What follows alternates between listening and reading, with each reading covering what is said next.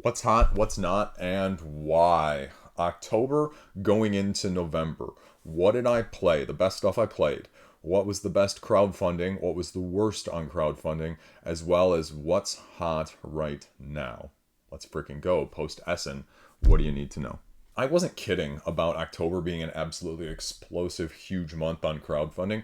Arguably, with these names, when I'm looking at this list in front of me, some of the biggest in terms of sheer breadth that we have seen all year long. So, the question with something like this is just where do you start? And I think we're going to start with Dice Throne, right? This thing continues to print money and there's no pledge manager this time around, which surprised a lot of people.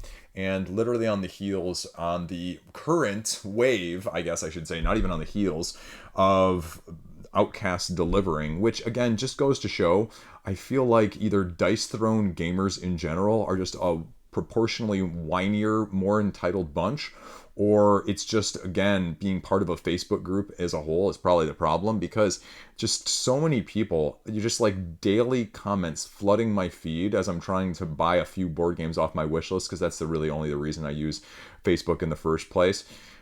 Just people asking why they don't have their pledge and why other people do, just like consistently the same post, and people being pissed off, and somehow, Dice Throne personally being responsible why they were individually singled out on why they didn't get their pledge and other people did in the same country. It's just stupid.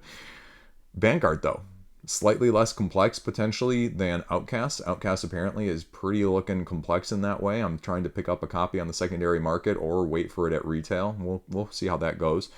Yeah, then I know you have it all. I know you're getting it all. So you should actually be available for a game night some night so I can try Outcast before buying it. So you should bring it over. Anyway, Ben knows who he is. He's a friend of mine. He loves this game, and I have a growing appreciation. But it's one of those where time and space, right? Like my kids love this game. We play this game all the time. I'm not sure how enamored I am with the X-Men, right? Like X-Men were super high for me, but unlike Marvel United, where the X-Men are seemingly like really cool and really unique, I'm just not really in love with as many of the X-Men characters as I should be. Like, I am an X-Men person, true and true, and as opposed to Avengers, and I like the Avenger power. Anyway, we're getting sidetracked, though, because we're talking about Vanguard.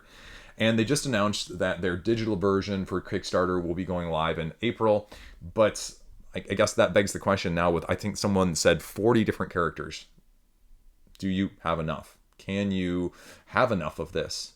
Which ones are you that more interested in, or how do you manage having them all, and can you justify it just like we do with any other game? You can always justify it. What am I talking about? Okay, let's go on to the next game before I get myself in trouble here. Let's talk about Uprising: Curse of the Last Emperor, the big box and the solo edition. It's expensive for what it is. It was hell of expensive, right? No one's going to deny that. But again, as a game that has not, since their first campaign, showed up on the secondary market in terms of wide retail whatsoever, or wide availability at web shop, it is what it is. And so it's just one of those in the line of you either pay for it now or you really pay for it later. And I don't think there's any FOMO. It's just saying you just might not be able to get it later because we're not going to broadly, make it available, because we just can't, as a, I believe, 3-person company Nemesis Games is, just can't afford to have that overhead or storage or anything like that. So it makes sense. The game probably isn't for a lot of people. It's very much akin to the equivalent of Guards of Atlantis 2 for the MOBA, right? There's better, more accessible games in terms of hit to the table and play length and difficulty for the average person. But for someone looking for something completely different, especially with the 4X vibe, they're literally, and I don't mean this as an overstatement or an exaggeration or hyperbole, there's literally nothing else out there that is like this game. And so it definitely fits a category of gamers. It's just not a wide category. And just like Root, I will make the argument with this one that unless you are one of those people, don't get it. And that's okay. And that's the line I always find myself going back and forth between of, will I like this game? Or am I getting this game because I think I'm going to like it up here, but I will not like it down here, which is why I've backed off on a lot of like dungeon crawls. Not because I don't love dungeon crawls, but being the person that does all the rules and all the teaching and all the overhead and all the explaining and all the setup and all the teardown and all the everything in terms of incorporation for everyone else, there's only so many of those I can do nowadays. My bandwidth is only so wide, and it really taxes it. And so, I would have double as many as I do if I didn't have to be that for everything. And That's why we have kids, so that they can learn it and teach it to me anyway. That's why you have kids, right, too, for chores around the house. Aha. Anyway, so where else do we go, I guess? We go to Elder Scrolls, which again continues to, I can't even say defy expectations, because I don't know what the expectations were for this, but it's one of those IPs that, similarly to other ones we've saw, like Heroes of Might and Magic and Cyberpunk, I can't explain why those are so much more massive than, say, Monster Hunter when you port them to the tabletop, right? Like Doom is ongoing currently. I just don't necessarily understand why it's so out of proportion, right? It's not like they're all just semi-close to each other and it's just variations of the same thing. It's just all over the place, right? The Doom game has 150,000. You know, Elder Scrolls is getting millions. So it's not that they're that similar. Is it the people behind it? Is the aesthetic value really playing that big of a role? Like, at least on the video game side of things, it's not nearly anymore. And do we need to regress on that side of things on the tabletop? Well, do we? Yes. The answer is absolutely yes, because I think you're starting to see a little bit of that with the rise of the games this year in terms of Magical Athlete, Hot Streak, and Star Wars Super Teams, which are the dumb games, which are a lot of fun, which just, you know, kind of swings the pendulum back the other way in terms of complexity, table time, as well as just, you know, mechanical on the board. So I don't mind that whatsoever. And speaking of mechanical on the board, that's a good segue actually for Return to Dark Tower with their latest expansion. I just have a block for this game. I really want to pick up this game and try it again. I was able to play it a couple years ago, and I just have had this block in terms of being able to spend $160+ on the base game for this with electronic. And I think it's the electronic that turns me off. I guess I do the tabletop to get away from the plugged in, the electronic, and that aspect of things. And so although I like the upkeep, as I was just complaining about it being too much in the dungeon crawl side of things, there's also some part of me that is willing to say, well, I'd rather either do it or just, you know, forego it altogether rather than use a electronic device to assist in that way. And again, like, does it make sense? No. Is it logical? No. Is it totally rational? No. I can't tell you that my thought process is here, but again, it's just one of those, being a person, being a human, being, you know, imperfect, that I can't get over that hump and I can't figure it out, but everybody loves it. And I'd be more than willing to play it. I'd love someone to bring over their copy again and just play it again in that way, just to see, okay, what does the expansion add? Is it asymmetric enough for me? Do I like some of the dynamics of the pandemic putting out the fires in those ways? So I'm all for that. Similarly, as I covered on the roundup, Cascadia Alpine Lakes, I don't know, right? I feel like it's going to be a Dune Imperium Uprising, Dune Imperium situation in terms of you're going to like one or you're going to like the other so much better. And I don't know if you really need both, because Cascadia Alpine Lakes is going to have all of the elements of Cascadia. It's just going to be turned up a notch. And if it's too much, then you're not going to like it at all whatsoever. I still don't think the expansion Landmarks is a huge must-buy, so I still recommend the base game only with some of that. It's just a question of whether or not you want to get it on the crowdfunding campaign because of the significantly extra content that they're offering in terms of just the point scoring victory point conditions as well. So that's going to be very divisive. I'm going to go down last minute to that again because I'm going to own that. It's just a matter of when I am going to own it. Again, I'm going through these quick because we have so many to talk about. Below Asylum from Awakened Realms, I have no idea what to make of this. It hasn't blown open the doors like the other Awakened Realms properties have, especially when they've blingified the nostalgia games in the past. But it's still doing the usual multiple seven figures digits in terms of money, so it's not doing a paltry sum by any means either. And I still am a little bit gun shy due to my experience with Etherfields and the double board, but it is a completely different situation as a whole. So I like the mechanistic approach that they're giving this as opposed to Etherfields as well. And so even though I really shouldn't have any gun shyness about it, it goes back to my earlier statement of not getting as many of these types in general, because I do worry about another 30-page rulebook from Awakened Realms in the first place. The other big question I have, and just going back to the GameFound page at the time of me filming this right now as I'm just scrolling on it in my laptop in front of me, is that I do not see, at least again at the time of me filming this, because a lot of the people that were covering this, Man vs. Meeple, Easy Board Games, and Rolling Solo, there is a rulebook out there. And this is not insignificant of a game that's going to need a good rule book, because this is the type of game where it separates out the this is a great game versus this is an all-time game. And every Awakened Realms game is marketed as this is an all-time game, when many of them are this is a great game. But it has to be a great game for you. And a lot of them then diverge in that great game of only being great games for, certain people. But you can't tell because you can't have the rule book. So I don't see the pledge until the rule book is crystal clear and finished. And unfortunately, if it's like Lands of Evershade, it was pretty much a year to the date that the campaign ended that the finished rule book came out right before the pledge manager closed. So that is my biggest concern and my biggest piece of advice, even though, again, I've had this game on near the top of my wish list in terms of crowdfundings for the whole freaking 2025, going on almost 11 months now at the time of me doing this video, which is not insignificant. And, again, as someone who's hyping it up, right? Hype machine, me. I'm also saying pump the brakes, which, again, is not what always gets said. I think these mechanics look like one of the best from Awakened Realms in the recent history. I just can't tell watching some of the how to play video right here. Did not give it to me whatsoever. So I'm going to have to go watch probably Rolling Solo's actual gameplay in terms of figuring out whether it's not for me, but we'll just kind of see how this goes. Then let's group these next ones together because I don't really know how to separate them out. The group of open world sandbox type games. We had 4 of them launch right back to back to back, covered them all on crowdfunding.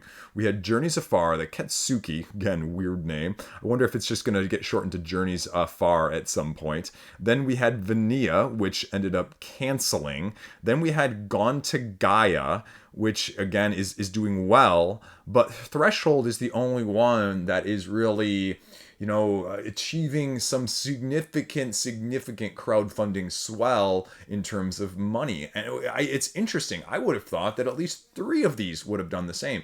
So again, it just goes to show you that when you talk about this and what you think people are going to like, what sometimes they actually are willing to throw money at is always a little bit of an up in the air, as much as you're a sure thing, at least on the paper side of things, until you click that launch button. I've talked to many a publisher or designer that say until they click it and it goes live and it happens, there is still a huge degree of uncertainty, imposter syndrome, that sort of thing, imposter syndrome right here all the time, right?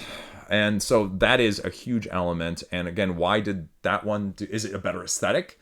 Is it really gameplay, right? Like, gameplay is de-emphasized on crowdfunding pages all the time, so I can't believe that everyone is that discerning in terms of gameplay. So I guess maybe just the eye test? I don't know. But speaking of the eye test, we'll cover this one, Honor's End from Ivy Studios. If this really focuses more on the gameplay, this could be something quite special in terms of the deck building side of things.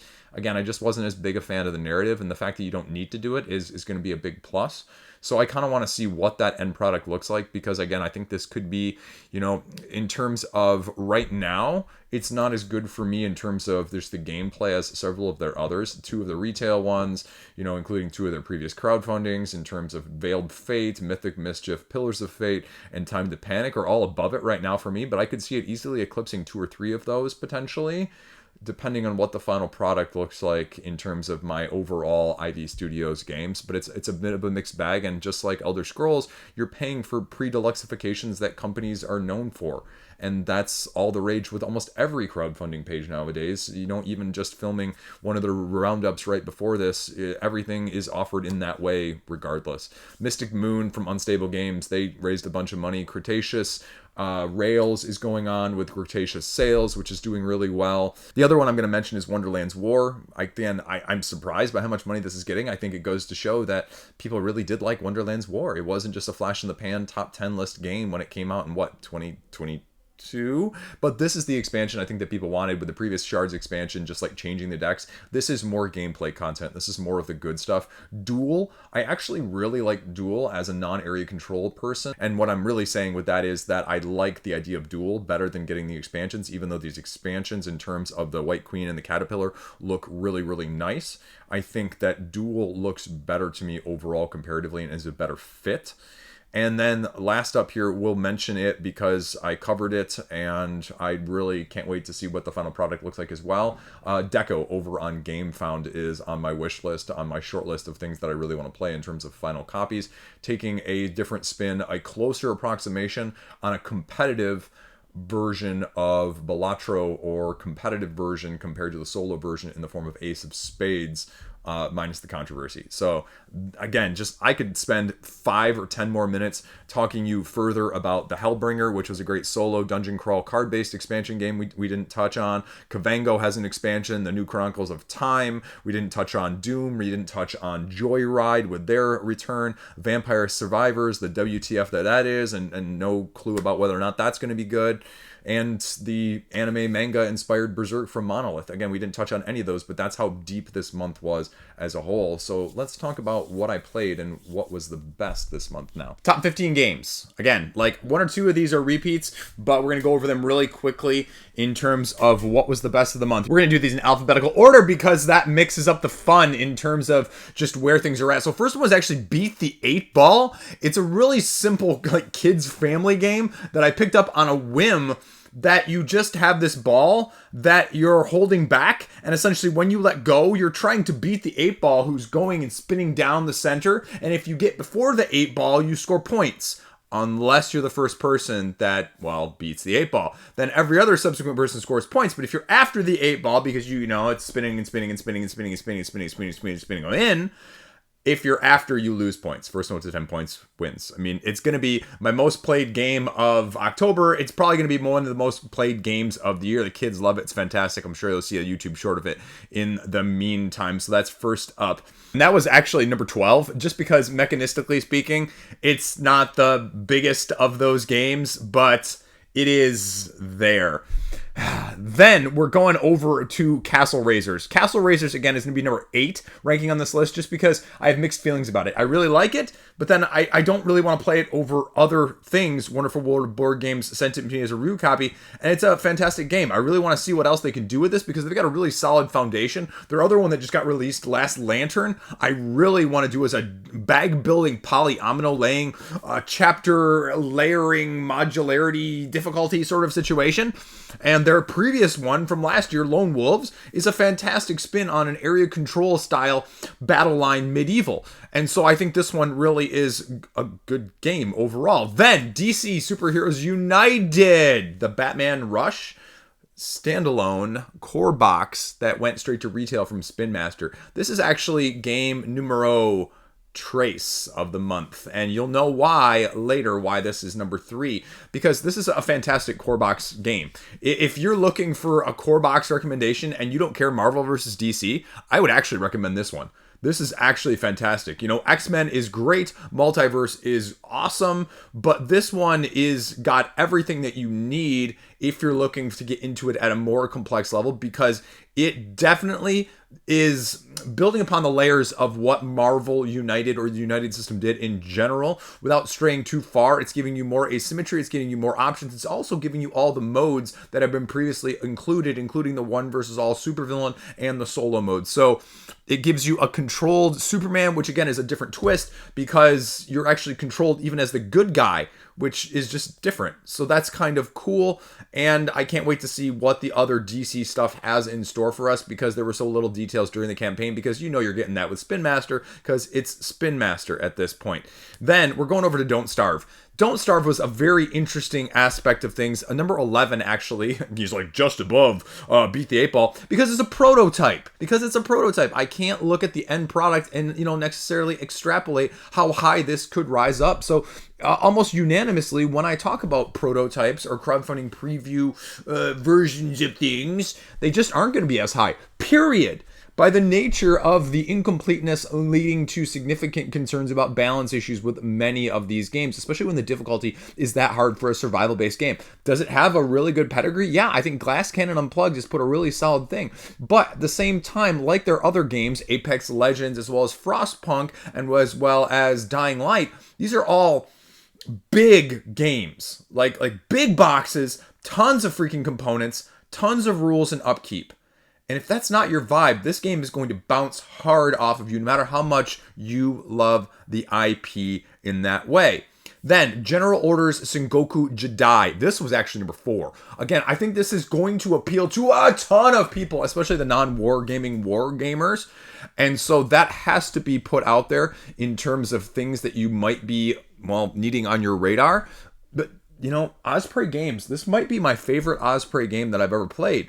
Because it's such a small box. It's everything that I want out of like a lot of the Japanese imports, why I'm so interested in them at times, because they don't make you feel like you wasted 3 times the box space for half the game in the original packaging. And this just encapsulates that, and not only giving you the depth of strategy that you want out of a game without making the rulebook too thick. So this is a real big hit on their hands. Then Hellbringer, actually. I'm very intrigued by Hellbringer, number 10. And again, this one could have been much higher. It's just not my typical vibe because I think it plays best as solo. It gives you the and style deck building of the enemies that you're layering down. And it's just card driven. Draw, play, draw. And it simplifies it. It's going to be too simple for some people. But the mechanistic approach of this one is very, very solid. Like, I went into this going, I think this is just going to be whatever. And it really impressed me. It's just one of those that I'm looking at going, I think this one could rise higher given time. But again, just limited constraints and the card-driven randomness. It's very good. It's very good as a dungeon crawl without needing the over-plastification, if you will. Then, we are actually going to hit up Mabula. I talked about it, abstract game. It's right here, pushing marbles. They sent it to me, and I love abstracts, right? So this is number 7 on the list. Number 7. This is the 7th best new game that I played for this month because I love abstracts, and I love pushing marbles and pushing buttons just like my kids do. You wonder where they learned it from. Yeah, boy, right here. You're just pushing them across until all the marbles can't be pushed once, and then you see who has the biggest chain of them together. So it's not over analysis paralysis. It's a nice spin of things, and it's an easy game to get to the table in that regard. I hope I'm doing these all in alphabetical order. Well, whatever. I'm close enough. Magical Athlete is the next game up in alphabetical order, and this was game number 5. But this will also be one of the most played games of the year because it is a simple joy to play. Once you get people on board with how things are going to operate, the craziness ensues. And it does have the potential to piss people off, but the interactions of the actual racers that you can have in combinations when people randomly decide which one they're going to do about things that are going to play off of each other continually. There's a few minor rules like, does this one really activate when this one does this? But apart from that, it's a joy to behold, and it is by far and away, pound for pound, one of the most fun games of 2025, no doubt. And so you'll see that on tons of people's lists. As a side note, when I did that 37 games to know video at the end of October here, I can't believe it. And someone finally let me know in the comment section, Chris, you forgot Vantage and Iridia.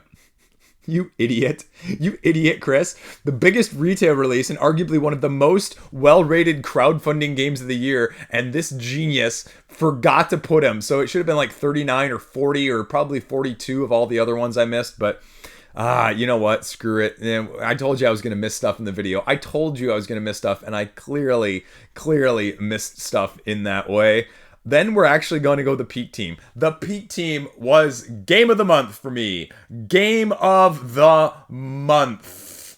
Because I think this is a fantastic cooperative game. It's way too random. It's way too all over the place. The modules aren't done in order. You're not going to want to play with all the modules. I thought it was sitting right here next to me somewhere. I guess it's not. I guess it got, ported elsewhere. But that is what we've got going on in that way. And it's just a really nice take on a cooperative limited communication of taking the cards and passing them to your partners next to you, but you will not get the paths you need invariably when you want them, especially with the deck shuffling and the quests being handed out randomly, numbered and lettered wise all over the board. So it's really going to frustrate because there's probably not as much mitigation as people may want either, but it doesn't stop me from loving it because, again, it's one of those hard enough cooperative games that I like it, but not hard enough that it feels like death's door is warming you over on a turn-by-turn basis. Then Pinatas All Play sent me their latest upcoming trick taker from Nizia, and this is a different spin on things of the trick taking Trump style follow card gameplay, because essentially one person chooses the trump of a round, and what happens is you score based on how many other tricks have been taken when you go out. And so you want to take tricks. Once you take 3, you're out. But if you're the last one to go out, you get much less, because I think you actually only get, if I'm remembering this correctly, because it was a while ago since I played it at the time of me filming this, you get just the tricks that you've taken. And so everyone else gets a lot more. It's fine for what it is. It's not anything drastically innovative. It's not anything drastically new. But if you have people like I do that are really having a tough time wrapping their head around some of these more unique trick-taking style games, this one is going to be a much, much better fit as well right now. So that's why it was actually number 14 on my list, because I actually preferred it more than one game out there, which we'll talk about in a second. This one, highly under the radar. I talked about it a couple months ago on the news video roundup. Pyrotechnics. It's just a 2-player card dueling, rinse and repeat, rotate these cards. You play a card from your hand, and then you need to play a card from the shared pile, and then your cards swap places. But if the action that you're doing is buying the card rather than taking its resources, then you don't take it back into your hand, you take it onto your row, and then that is how you win, because you need to buy enough of these cards, 5 of them, in order to win, to reduce your hand size to 0. So it has a nice balancing catch-up leader mechanic there, because as you get ahead and you have less cards in your hand, you're going to have less options to choose from to build resources up, so then your opponent can play a little catch-up. And it's, I think like 18 cards total or so, and you get rid of 3 cards from the top of the deck at the beginning of the game, so you don't know exactly what you have available to you as you're going on in terms of meta gaming. And so this was actually, surprisingly, number 6 overall for me, and so I really kind of liked what they've got going on there as well.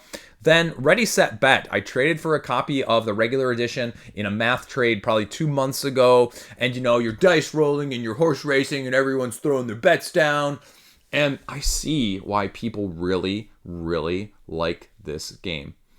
But the first time we played it, about half the people completely bounced off of it. It was too stressful for just a, introductory level game. And it's really totally just like gambling. It's totally random. And there's, mitigation. And I like the powers that you add on every single round. But I was looking at getting a high roller edition. At the same time, I think I'm going to trade it, because the people I play with did not enjoy it as much as I hoped. And that's why it's actually number 13 right now on this list. Then the next one is actually Super Auto Pets Card Battle. I covered it on crowdfunding. Very interesting auto battle style of things in terms of buying cards from a market, having like 3 coins to buy or 3 turns to do stuff.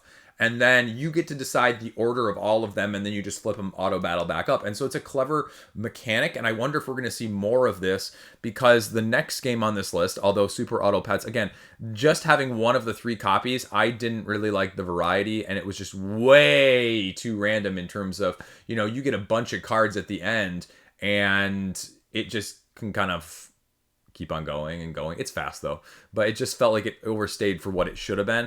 Then honestly, number 2 is next, because we're talking about Tag Team. Tag Team. I think Tag Team is a fantastic game.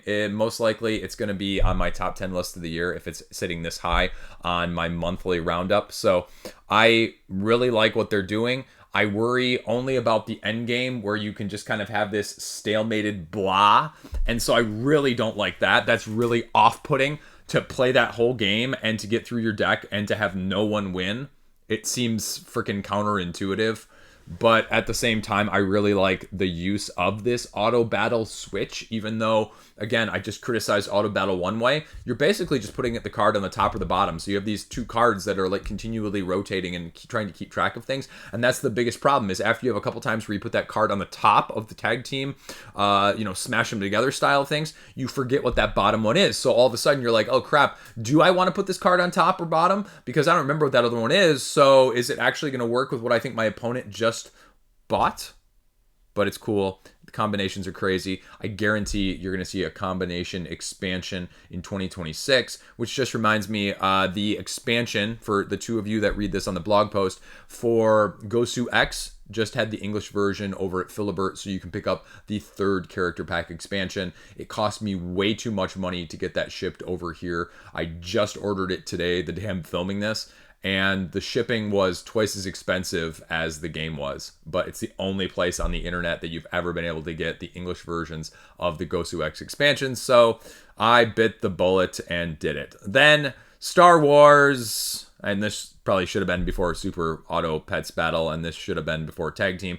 But you know what? Screw it. That's what you get on my channel. That's why I'm at where I'm at, and I'm the resident idiot on the YouTube side of things and why no one wants to collaborate with me. Anyway, Star Wars Super Teams. Again, on the dumb side of things, but it's fun. It's fun dumb. It's fun family dumbness in terms of having 2 ships and not only being able to move your own ships, but being able to move other people's ships because you're just given a hand of colored cards and you just have to move them, but you want to manipulate them in ways that are going to minimize and not maximize. So does it have replayability? Yeah. Would I like a couple more ships and a couple more card types? Yeah. Are we ever going to see that? Probably not. Am I happy with what we've got going on? Yep, I am. And that's why, overall speaking, it was actually number 9. So that was my top 15. There you go. That's what I got going on. Thanks for watching. Stay classy. Let me know where you're at and let me know what you want to see in the future. Peace out. Stay classy.